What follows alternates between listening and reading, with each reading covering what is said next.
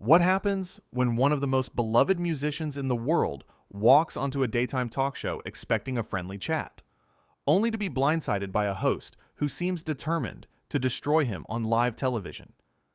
In just 29 seconds, Denise Welch turned what should have been a lighthearted conversation into a battlefield that left the entire nation watching in absolute shock. Paul McCartney arrived at the Loose Women's studio that morning, expecting the usual warmth and respect he'd experienced on countless shows before. The studio audience erupted in applause as he walked out, waving and smiling at the cameras. The panel consisted of Denise Welch, Ruth Langsford, Janet Street Porter, and Colleen Nolan. Each of them greeted him with hugs and excitement, or so it seemed. "Paul, welcome, welcome. It's such an honor to have you here," Ruth began, her voice warm and genuine as Paul settled into his seat. "Thank you so much for having me. It's lovely to be here," Paul replied, his iconic Liverpool accent filling the studio as he adjusted his microphone. Colleen jumped in next, beaming at him. "We're all such huge fans. I mean, growing up with your music, it's just been the soundtrack to all of our lives." "That's very kind of you," Paul said modestly, that familiar humble smile crossing his face. But then, Denise leaned forward, and there was something in her expression that felt different. Something sharp. Something calculated. "So, Paul, let's talk about your legacy for a moment," Denise started, her tone seemingly innocent, but carrying an edge that made Ruth glance sideways at her. "You've had this incredible career, but there are people who say that without John Lennon, you'd be nowhere. What do you say to that?" The studio went silent. The audience shifted uncomfortably in their seats. Ruth's eyes widened slightly, and Janet looked down at her notes as if she wished she could disappear. Paul's smile faded just a fraction, but he maintained his composure. "Well, John and I were partners. We created something beautiful together. I've never claimed to have done it alone." "Right. But John was the genius, though, wasn't he?" "The real talent," Denise pressed, leaning even further forward, her voice dripping with what could only be described as contempt. Ruth immediately tried to intervene. "Denise, I don't think that's... I'm just asking what everyone thinks." Denise cut her off, waving her hand dismissively, without even looking at Ruth. "I mean, let's be honest here. Yesterday, you were the cute one. John was the artist. George was the spiritual one. Ringo was, well, Ringo. You were just sort of there, weren't you?" The audience gasped. Several people looked at each other in disbelief. Colleen's mouth actually fell open, and she turned to stare at Denise as if seeing her for the first time. Paul straightened in his seat, his jaw tightening. "I think that's quite a simplification of what the Beatles were." "Is it, though?" Denise continued, ignoring the growing tension around her. "Because when I listen to the really groundbreaking stuff, it's always John's songs. A Day in the Life, Strawberry Fields. Imagine. Your stuff is a bit, how do I put this, fluffy? A bit superficial?" Janet finally spoke up, her voice sharp. "Denise, this is getting out of hand. Paul wrote yesterday, Let It Be, Hey Jude." Yes, we all know the hits," Denise interrupted again, her hand flapping in the air as if swatting away Janet's words. "But they're just pop songs, aren't they? They're not exactly profound." Paul's face had gone from friendly to stony. He took a slow breath, clearly trying to maintain his legendary politeness. "I'm proud of the songs I've written. They've connected with millions of people around the world for over 60 years. "Connected with people, sure," Denise said, her voice now openly mocking. "But so does a McDonald's hamburger. Doesn't make it art, does it?" The studio erupted in scattered boos from the audience. Ruth put her hand on Denise's arm, her voice urgent and low. "Denise, stop. This is inappropriate." Denise shook off Ruth's hand and laughed, a harsh sound that echoed through the studio. "Oh, come on. We're not here to just fawn all over him like everyone else does. Someone needs to ask the real questions." "The real questions?" Paul said, his voice quiet, but carrying a weight that made everyone lean in. Or just rude ones. "See, this is what I'm talking about," Denise said, turning to the other panelists and the audience with exaggerated exasperation. "You can't even handle a little criticism. John would never have been this sensitive." Colleen stood up from her chair, pointing her finger at Denise. "That's enough. You're being absolutely vile. And I won't sit here and—" "Oh, sit down, Colleen," Denise snapped. "Nobody asked for your opinion. Nobody asked for yours either. But here we are," Colleen shot back, her face flushed with anger. Paul raised his hand slightly, a gesture of calm. "It's all right. I've dealt with harsh critics before. But there's a difference between criticism and disrespect. What you're doing right now, Denise, is disrespect." "Disrespect?" Denise laughed again, that same cruel sound. "I'm just being honest. Something you celebrities can't handle because everyone's too busy kissing your feet." Ruth stood up now too, her professional composure cracking. "This interview's over. Paul, I am so incredibly sorry." "Don't apologize for me," Denise interjected, her voice rising. "I'm not sorry. Someone had to say it. He's been coasting on John Lennon's genius for 50 years. The audience was now actively booing. Several people shouted at Denise to stop. The camera crew looked uncertain, not sure whether to keep filming or cut away. Paul stood up slowly, removing his microphone with steady hands. His face was calm, but his eyes held a sadness that was somehow worse than anger. "You know what's interesting, Denise? In all my years of doing interviews across every continent with journalists who've asked me every question imaginable, I've never encountered someone who seems so determined to be cruel for the sake of it." "I'm not being cruel," Denise protested, but her voice had lost some of its edge. "I'm being real." "No," Paul said firmly. "You're being small, and that's your choice. But I don't have to sit here and participate in it." Janet stood up and walked over to Paul. "Please don't go. This isn't what we wanted. This isn't what this show is about." "I know," Paul said gently, giving Janet a kind smile. "And I appreciate you all trying to make this right. But I think it's best if I leave." Denise leaned back in her chair, crossing her arms. "Fine. Leave. Prove my point. Can't handle the heat." Paul paused, turning back to look at her. "The heat? Is that what you think this is?" "Denise, I've been in this business since before you were born. I've had people analyze every note I've ever written, every word I've ever sung. I've been compared to my best friend and writing partner by people far more qualified than you. None of that is heat. That's just part of the job. What you're doing is just being mean-spirited, and I don't waste my time on that anymore." Ruth moved closer to Paul, her hand on his arm. "Paul, please know that this is not how we operate. This is not acceptable, and we will be addressing—" "Ruth, you're a class act," Paul said, squeezing her hand gently. "Always have been. But I'm done here." Colleen had tears in her eyes now. "Paul, I'm so sorry. We're all so sorry." "Don't be sorry," Paul said, his voice soft. "It's not your fault. Some people just wake up and choose chaos." Denise scoffed loudly. "Oh, please, the dramatics. You'd think I'd insulted the Queen." "You insulted a legend," Janet said coldly, glaring at Denise. "And you've embarrassed this entire show." "I've embarrassed the show?" Denise's voice went shrill. "I'm the only one who had the guts to say what needed to be said." "What needed to be said?" Colleen turned on her, voice shaking with fury. "What exactly needed to be said, Denise? That one of the greatest songwriters of all time, a man who's brought joy to billions of people, isn't good enough for you? That his decades of work mean nothing because you've decided John Lennon was better? Who do you think you are?" Denise's face reddened.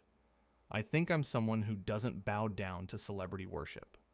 I think I'm someone who asks tough questions." "Those weren't tough questions," Paul said, his hand on the studio door. "Tough questions have substance. They make you think. They challenge ideas. What you did was just... He paused, searching for the right word. Sad, he finished simply. The word hung in the air like a verdict. Denise opened her mouth to respond, but nothing came out. Ruth turned to the cameras, her professional mask back in place, but her voice trembling slightly. We're going to take a break. A very long break. I don't need a break, Denise said defiantly.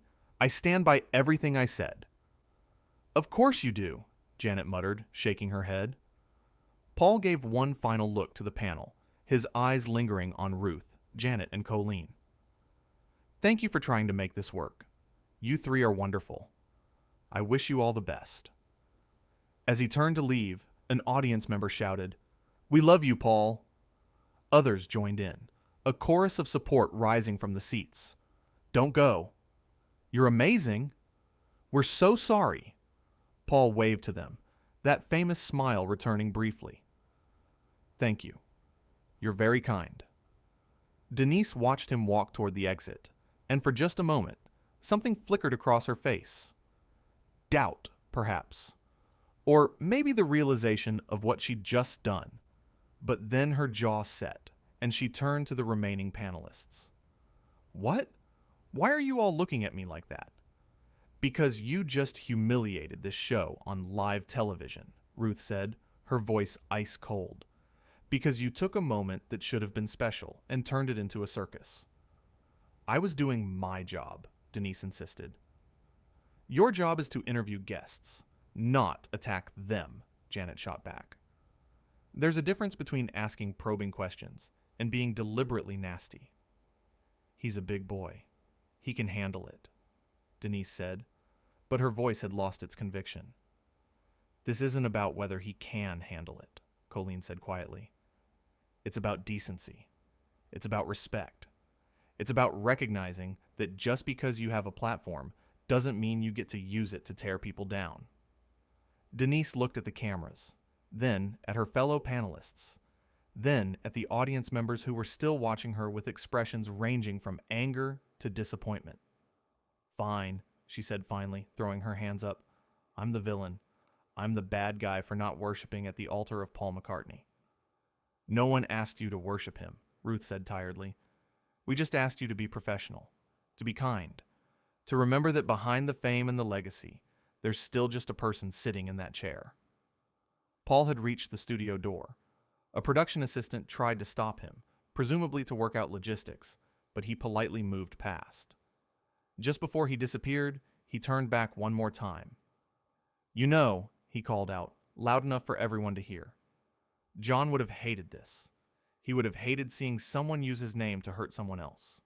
We spent our whole lives trying to spread love and joy. It's sad when people take that and twist it into something ugly. And then, he was gone. The studio remained silent. Even Denise seemed at a loss for words. The audience sat frozen, processing what they'd just witnessed. Ruth looked at the cameras again, her eyes red-rimmed. We're going to cut now, she said, simply. But Denise wasn't finished.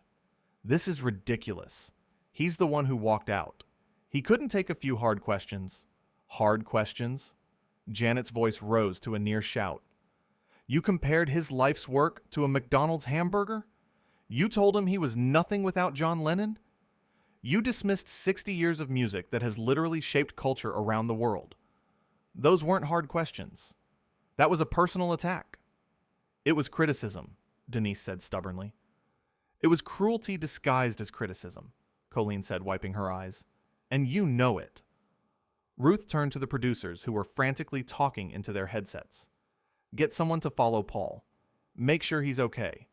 Offer him anything he needs. A car, security, anything. One of the panelists from the audience stood up, an older woman with gray hair. Excuse me, but I have to say something. The cameras swung to her. Security moved forward, but Ruth waved them back. Go ahead, Ruth said. I'm 73 years old, the woman began, her voice clear and strong. I've been listening to Paul McCartney since I was 13. His music was there when I fell in love. It was there when I got married. It was there when I had my children. It was there when I lost my husband. His songs have been the soundtrack to my entire life. And to watch him be treated like that, on a show that's supposed to celebrate people, it breaks my heart. Several audience members applauded. Another person stood up. I agree. This was disgraceful. Another rose. Paul McCartney is a knight. He's a legend. And he was nothing but polite and gracious, even when he was being attacked. Denise looked around at the standing audience members, her expression hardening. So what? We're not allowed to question legends. We just have to accept everything they say and do? Question yes, the first woman said. Attack? No. There's a difference, love. And if you can't see that, then maybe you shouldn't be sitting in that chair. The applause that followed was deafening. Denise's face went through a series of emotions. Anger, defensiveness, and finally something that might have been shame, though she quickly masked it. Ruth stood up and addressed the audience directly. I want to apologize to all of you. You came here expecting a certain kind of show, and what happened today was not acceptable. We pride ourselves on creating a space where guests feel welcome and valued, and we failed at that today. You didn't fail, someone from the audience called out. She did. All eyes turned to Denise. The weight of judgment from hundreds of people pressed down on her. She stood up abruptly. I need some air, she muttered, and walked off the set in the opposite direction Paul had gone. Janet watched her go and shook her head. Unbelievable. Colleen slumped in her chair. How do we come back from this? How do we even continue the show? We address it, Ruth said, firmly. We acknowledge what happened. We apologize again, and we do better. That's all we can do. In the hallway, Paul was accepting a bottle of water from a nervous production assistant. His publicist had appeared from somewhere and was talking rapidly into a phone, no doubt doing damage control. But Paul himself seemed strangely calm. A young cameraman approached hesitantly. Mr. McCartney, I just wanted to say, I'm really sorry about what happened in there. Paul looked at him and smiled. A real smile this time. Thank you. What's your name? Tommy, the young man said. Well, Tommy, don't worry about it. I've been in this business a long time. You learn that some days are good and some days are, well, like this. But it wasn't fair, Tommy insisted. What she said, it wasn't fair at all. Maybe not, Paul agreed. But life isn't always fair. The important thing is how you respond to it. You can let it make you bitter, or you can remember that most people are kind and move forward. Back in the studio, the producers had made a decision. Ruth received the message through her earpiece and nodded. All right, she announced to the remaining panel and audience. We're officially ending today's show early. We'll address this properly in tomorrow's episode. For now, I think we all need time to process what just happened. The audience began to file out, many of them still talking animatedly about what they'd witnessed. Some were on their phones already, no doubt sharing what they'd just seen. The story was going to spread fast. Janet leaned over to Ruth. Where's Denise? I don't know, Ruth said, rubbing her temples. And right now, I don't particularly care. Colleen was still sitting in her chair, staring at the spot where Paul had been sitting. He was so gracious. Even when she was attacking him, he was so gracious. That's the difference between class and whatever that was, Janet said, gesturing toward where Denise had exited. In a backstage corridor, Denise stood alone, her arms wrapped around herself. A makeup artist walked by and pointedly looked away. Another crew member whispered something to a colleague as they passed, and both glanced at Denise with expressions that made it clear what they thought of her. She pulled out her phone, perhaps seeking validation or support, but the notifications flooding in told a different story. The incident had already gone viral. Comments, tweets, posts, all condemning what she'd done. Back at the studio entrance, Paul was preparing to leave. Ruth had rushed out to speak with him one more time. "Paul, I cannot tell you how sorry I am," she said, slightly out of breath from hurrying. "That was inexcusable, and I promise you it will be addressed." Paul put a hand on her shoulder. "Ruth, you're a lovely person. Don't beat yourself up over someone else's choices." "But it happened on our show, on my watch." Ruth's voice broke slightly. "And you tried to stop it. I saw that. Janet tried to stop it. Colleen tried to stop it. You all did your best. Sometimes that's all you can do." "Will you ever come back?" Ruth asked, though she seemed afraid of the answer. Paul considered this. "To this show? I don't know. Maybe someday. But I'll tell you what I won't do. I won't let one person's negativity change how I see the world or how I treat people. That's not who I am." Ruth hugged him then, unprofessionally perhaps, but necessarily. "Thank you for being so kind, even now." As Paul's car pulled away, Ruth stood watching it go. Behind her, Janet and Colleen had come outside. "Is he okay?" Colleen asked. "He's more okay than we are, I think," Ruth said softly. "What are we going to do about Denise?" Janet asked. "I don't know," Ruth admitted. "But something has to be done. What happened in there? That can never happen again." Inside the studio, the crew was breaking down the set early. The energy was subdued, almost mournful. Everyone had witnessed something that felt wrong, something that violated the unspoken contract between host and guest, between show and audience. In her dressing room, Denise finally looked at herself in the mirror. The makeup was still perfect. The hair was still styled. But something in her eyes had changed. Whether it was the beginning of regret or just the shock of becoming instantly infamous, it was impossible to say. She thought about going back out, about trying to explain herself to Ruth and the others. But what would she say? That she stood by her words? That she didn't mean them? Either option felt impossible now. Meanwhile, Paul's car navigated through London traffic. His publicist was still on the phone, fielding calls from news outlets wanting his statement. But Paul just looked out the window at the city he'd known for so many decades, the city where the Beatles had started, where so much had begun. "What would you like me to tell them?" his publicist asked, covering the phone. "Tell them I'm fine," Paul said simply. "Tell them these things happen, and there's no hard feelings. Tell them I wish everyone well." "Even her? Even Denise?" Paul was quiet for a moment. "Even her. Especially her. Because someone who acts like that, who needs to tear others down, they're probably not very happy.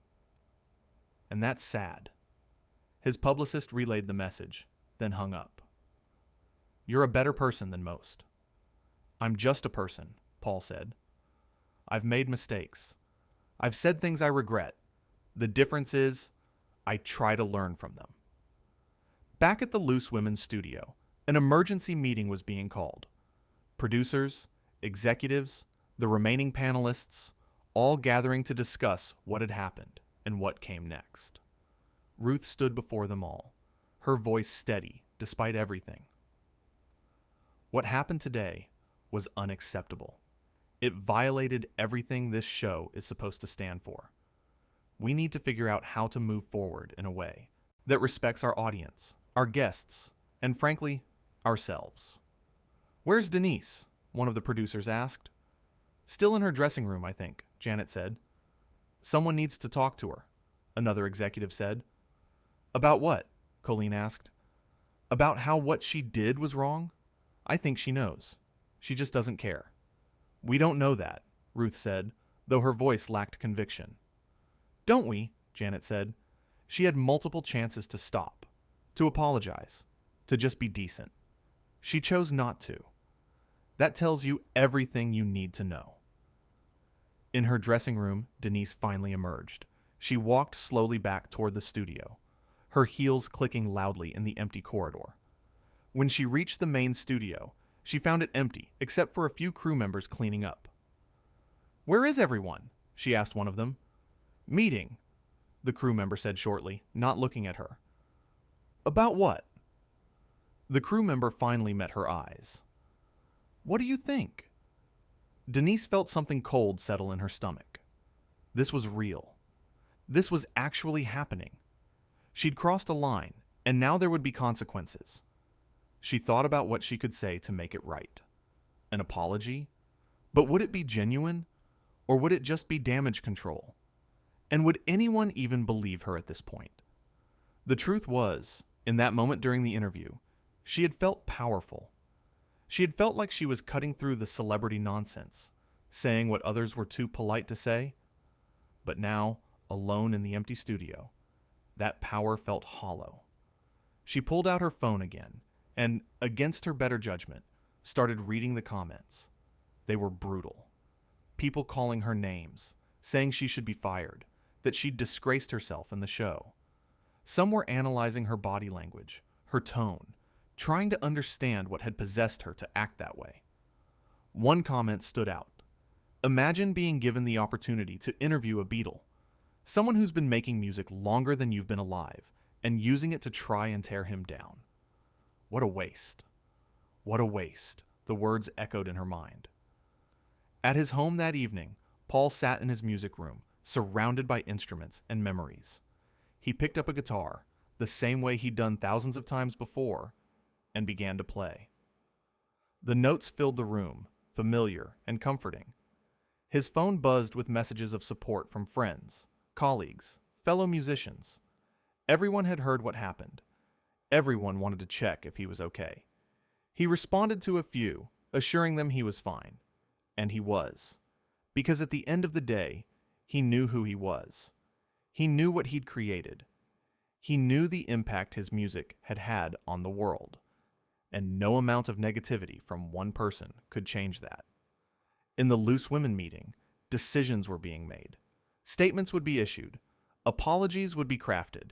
And Denise's future with the show would be seriously discussed. Ruth looked around the room at her colleagues and friends. Whatever we decide, we need to make sure something like this never happens again. Our guests need to trust that when they come here, they'll be treated with respect. Without that trust, we have nothing. Everyone nodded in agreement. And we need to reach out to Paul again, Colleen added. Make sure he knows that what happened today doesn't represent who we are. I'll do that personally, Ruth said. The meeting continued long into the evening, everyone trying to figure out how to repair the damage, how to move forward, how to ensure that a day like today would remain an aberration and not become a pattern. But the damage was done. The footage would live forever. The moment when a legend was disrespected on live television, when grace met cruelty, when class showed what it really meant. And somewhere in all of that, there was a lesson about humility, about kindness, about remembering that fame doesn't make someone less human, that achievements don't erase the need for basic respect, that having a platform is a privilege that comes with responsibility. Paul understood that lesson. He'd lived it for over 60 years, and even in the face of someone who'd forgotten it, he'd never once abandoned his principles. That night, as lights dimmed across London, two very different people reflected on the same day. One with peace, knowing he'd stayed true to himself. The other with the growing realization that she'd revealed something about herself that couldn't be taken back. The story would be talked about for days, weeks, maybe years to come. It would be analyzed and discussed, turned into think pieces and hot takes. But at its core, it was simple. It was about a moment when someone chose cruelty over kindness, and about another person who chose dignity in response.